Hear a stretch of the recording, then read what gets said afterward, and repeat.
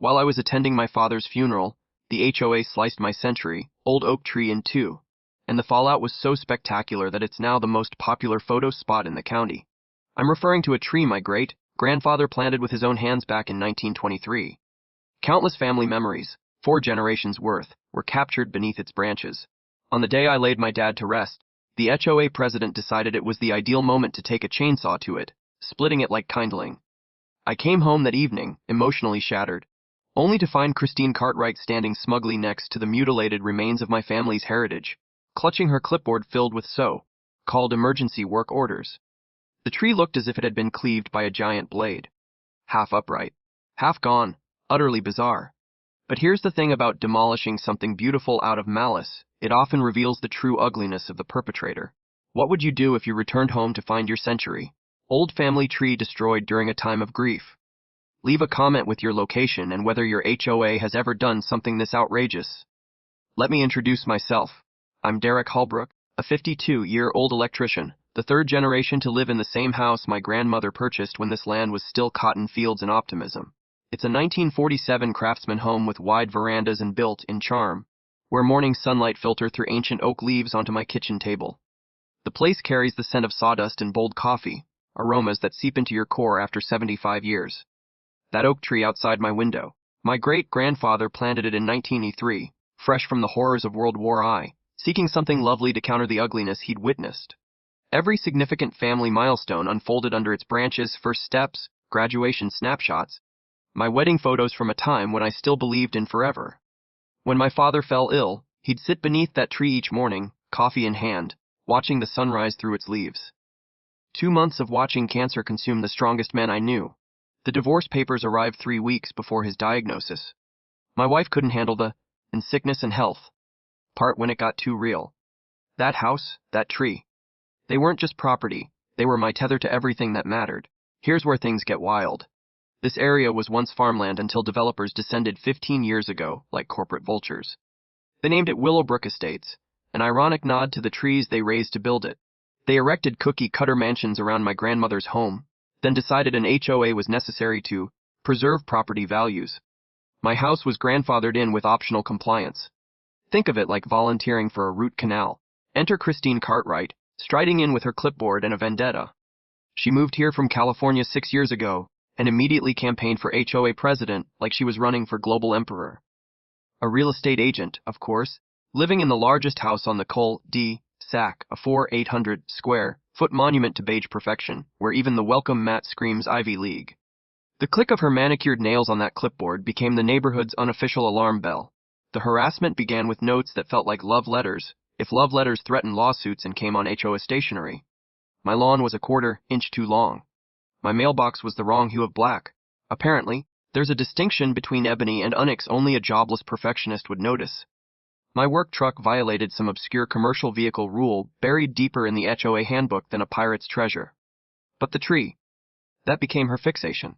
She claimed its branches encroached 2 inches into my neighbor's property, like she was arbitrating a border dispute instead of suburban greenery. I'd had it professionally pruned 6 months prior, but Christine measured it herself with the zeal of a CSI detective, snapping photos from every angle like she was building a case for murder. On the morning of my father's funeral, I left at dawn for the service, a 2-hour drive away. I entrusted my spare key to Miss Olivia, an 83-year-old neighbor sharper than a tack and more vigilant than a government agency. The funeral was what you'd expect, a stranger reciting hollow words while my brother and I struggled to keep it together in musty, ill-fitting suits. I returned home as the desert sunset bathed everything in gold, my tires crunching too loudly on the gravel in the evening stillness. That's when I saw it. My tree, a century of family history, hacked in half like a grotesque art installation. Not trimmed, not removed, but bisected with surgical precision, leaving a surreal monument to nature's breakdown. Christine stood there in her flawless blazer, overseeing a cleanup crew with her tablet, the air thick with the scent of fresh sawdust and diesel fumes, like a crime scene still warm. She waved an emergency work order at me, claiming the tree posed an immediate threat to the neighborhood. I stood there in my funeral attire, staring at my slaughtered legacy, while neighbors gathered like spectators at a tragedy. That's when it hit me. This wasn't about maintenance. This was a declaration of war. Christine stood there like she'd just solved world hunger, brandishing her work order like it was a sacred decree. She loudly proclaimed to the growing crowd that 3 neighbors had reported Widowmaker branches, justifying her emergency powers to protect the community. Imminent danger. Please, I'm no more a threat than a holiday mascot. I demanded to see the complaints. Privacy concerns? She snapped, gripping her tablet like it held state secrets. But Christine couldn't resist flaunting her meticulous records. Time-stamped photos, measurements to the millimeter, contractor quotes. She'd turned tree destruction into a science experiment. This tree was professionally trimmed 6 months ago, I said, showing her the arborist certification on my phone, complete with licenses and credentials. She let out a harsh, gravelly laugh that sounded like she'd been gargling rocks. That's cute, Derek. Go ahead and sue us. The HOA's legal fund could buy your little house twice. That's when something odd started happening. As Christine gloated, neighbors began pulling out their phones, not just to stare, but to share. The half-tree went viral faster than a small-town rumor. Some called it suburban art, an unintentionally profound statement. It looked like something a surrealist painter might dream up in a fever. And apparently, that was social media gold. Christine, ever the opportunist, tried to spin it. This proves how dangerous it was, she declared to the crowd of phone cameras. Look at all these people. It's a distraction hazard. That night, I dove into HOA law until my eyes burned. Fueled by my dad's old lesson, knowledge is the one tool no one can take away. I recalled that emergency powers aren't as absolute as petty tyrants think. Digging through legal sites, I found the key. Emergency powers require 72-hour written notice for non-life-threatening work. A tree that weathered the Great Depression doesn't become a sudden killer on funeral day. The next morning, I called the eye's lawyer. Voicemail. Called again. More voicemail. Apparently, emergency doesn't extend to answering calls from the people you're targeting. Then Mrs. Olivia shuffled over with news that made my coffee taste like victory. She'd seen Christine measuring my tree at 7 a.m. on the day of the funeral, 3 hours before any work order existed, 7 hours before the chainsaws roared. She was out there with her tape measure like she was planning a heist. Mrs. Olivia said, her voice dripping with the disdain only an elderly Korean woman can wield. Snapping pictures from every angle. That woman orchestrated this like a military operation. Here's where it gets juicy. Mrs. Olivia has top-tier security cameras, the kind that catch every detail because she got fed up with porch pirates swiping her meds. Those cameras caught Christine red-handed, measuring and photographing my tree hours before filing any emergency paperwork. Emergency? My foot, Olivia grumbled, handing me a USB drive that felt like a winning lottery ticket. That woman's as urgent as a planned dentist appointment. The footage was golden. 7:03 a.m., Christine measuring my tree like a forensic scientist. The work order was filed at 2:17 p.m., but the chainsaws started at 11:30 a.m. Even a child could do that math. You can't file emergency paperwork after the work's already begun. The neighborhood soundtrack became the slam of car doors as photo seekers flocked to our accidental art piece. Professional photographers arrived with gear worth more than my truck. Coffee shops started selling tree lattices and surreal Sunday specials. The local paper ran a story about accidental suburban art. Christine doubled down, claiming the tree's fame proved it was a dangerous distraction and a liability. In her warped logic, people photographing beauty meant it had to be obliterated.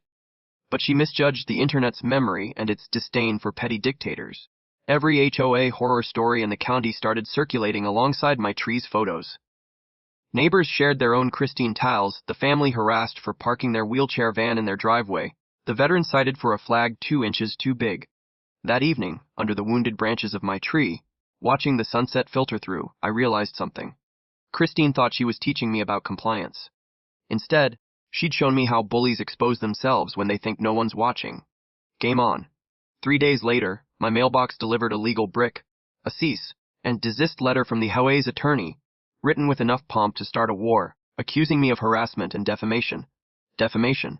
From a woman who butchers trees during funerals. The irony could have lit up the neighborhood.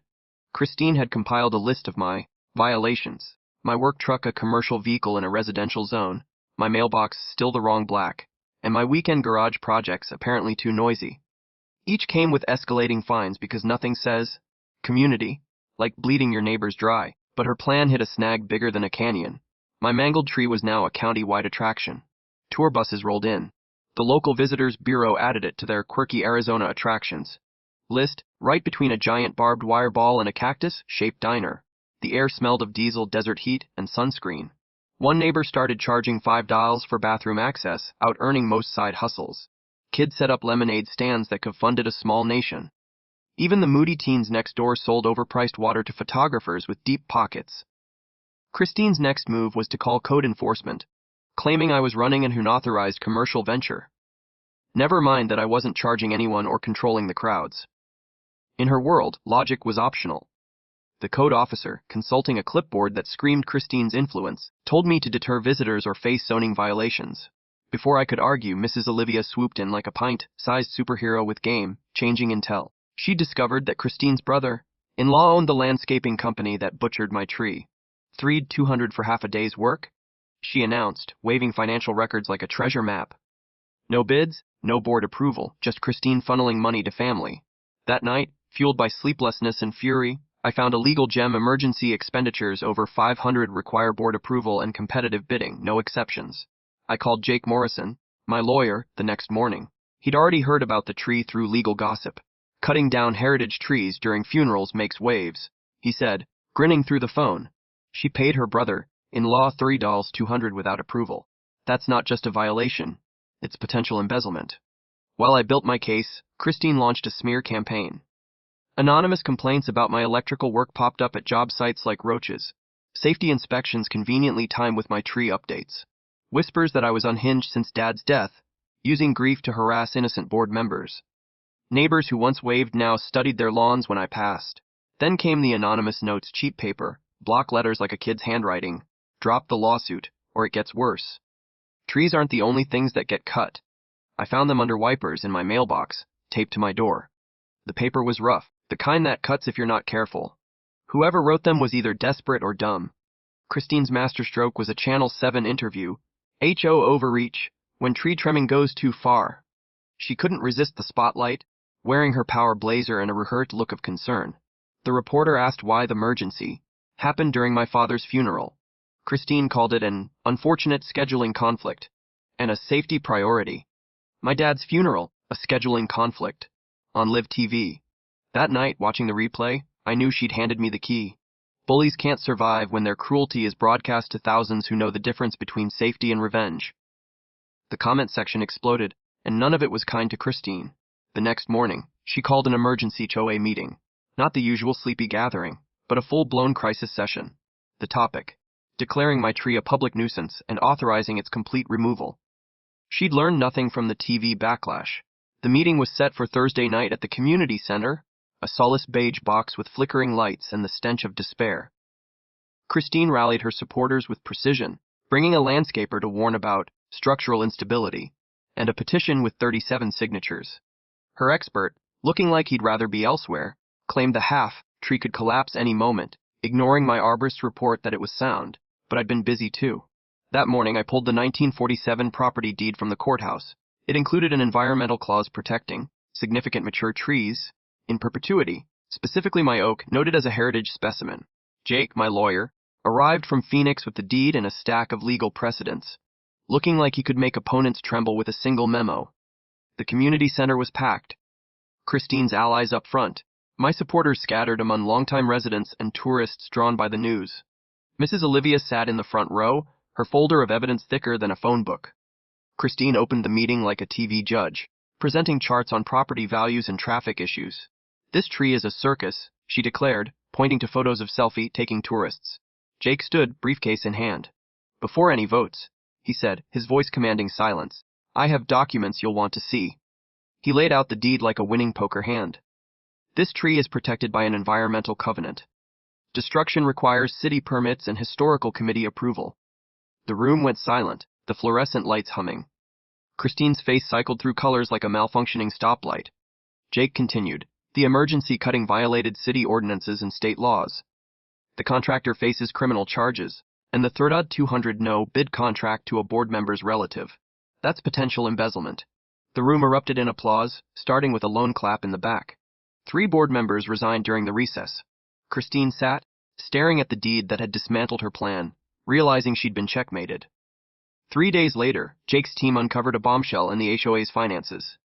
Christine's tree cutting wasn't revenge. It was a cover-up. The 1987 development agreement protected trees over 50 years old, and my oak was named in the surveyor's report. Christine knew this from an insurance audit flagging the liability. She needed the tree gone to hide her embezzlement. 47,000 paid to her relatives' companies over 3 years, including her brother-in-law's landscaping firm and a fake consulting business. Mrs. Olivia's footage showed Christine planning the cut 2 weeks before the funeral, paying cash to avoid paper trails. The insurance audit had already flagged irregularities. Christine's real estate license was under review, and her husband had filed for divorce to shield his assets. The harassment, notes, citations, rumors, was about driving me out before I uncovered the tree's protections. It wasn't personal, it was criminal. How much trouble is she in? I asked Jake. His laugh was electric. Embezzlement, fraud, environmental destruction, false reports, civil liability, license revocation, and bankruptcy after her divorce. She's done. Her greed had sparked the investigation that would bury her. Karma didn't just arrive, it steamrolled her twice. Jake's office smelled of expensive coffee and old law books. We planned a 3-pronged attack: criminal charges, a civil lawsuit, and HOA reform. The D was building a case with evidence of fake contracts and fraud. The civil suit sought $75,000 for tree damage, emotional distress, and legal fees. Mrs. Olivia's records detailed every violation Christine committed, organized like a museum archive. The Historical Society provided proof of the tree's significance, with photos and surveys dating back to 1923. Christine's support crumbled. Board members quit, her landscaper turned state's witness, and her brother-in-law claimed ignorance. The insurance company, smelling fraud, became our ally, documenting every irregularity. The media frenzy grew. A newspaper series, a Channel 7 follow-up, even a documentary pitch. I took a public speaking course to prepare for court, learning to stay calm and clear under pressure. Reviewing family photos for evidence was like reliving decades of memories. Dad as a kid in the branches, my wedding under the canopy, 4 generations of celebrations. We timed the criminal referral, civil filing, and media push to hit simultaneously, creating a legal and public storm. Christine's response was to hire a high-priced law firm, but throwing money at felony charges just screamed hidden cash to prosecutors. Anonymous flyers accused me of exploiting my dad's death, and my truck's tires were slashed in a parking lot. Cameras conveniently offline. Mrs. Olivia's cameras, however, caught a figure with landscaping tools near my tree at 3 a.m., leaving sawdust and gasoline traces. The police zeroed in on Christine's relatives. Her Channel 7 interview, tearfully claiming persecution, backfired when reporters dug into her history of targeting homeowners. The FBI arrived with warrants for mail fraud, uncovering fake insurance claims by her family's businesses. Christine's final move was a desperate attempt to dissolve the HOA and transfer assets to a shell company. She scheduled a 7 a.m. meeting to avoid attendance, but Mrs. Olivia's phone tree mobilized the neighborhood. The community center was packed, news vans outside. Christine announced bankruptcy, but Jake served her with papers, criminal charges, a $75,000 lawsuit, and a federal probe. FBI agents documented her scheme, adding obstruction charges. Detective Rodriguez arrested her for embezzlement and environmental destruction, the handcuffs clicking like a symphony. The room cheered as she was led out, her lawyer scrambling. The bankruptcy motion died, and the board voted for transparency. At the city council hearing, the Historical Society proved the tree's significance, and an arborist confirmed its recovery potential. The DA announced 6 felonies against Christine, plus federal charges for mail fraud and tax evasion. Her public meltdown, screaming about witch hunts and jealous neighbors, sealed her fate. I took the mic. You destroyed my family's tree during my father's funeral, embezzled from neighbors, and abused power. This was about accountability. The crowd's applause shook the room. The council approved heritage status and a memorial park.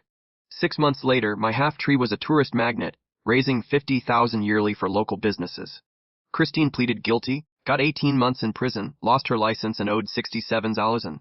The HOA reformed with transparent bylaws.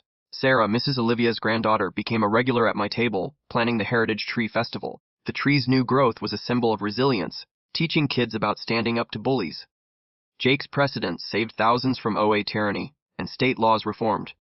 My business thrived, and I found purpose speaking on homeowner rights. The festival celebrated community and resilience, with music and art under the tree's canopy. Dad would have loved the irony. His funeral sparked a fight that saved his grandfather's legacy and exposed a criminal.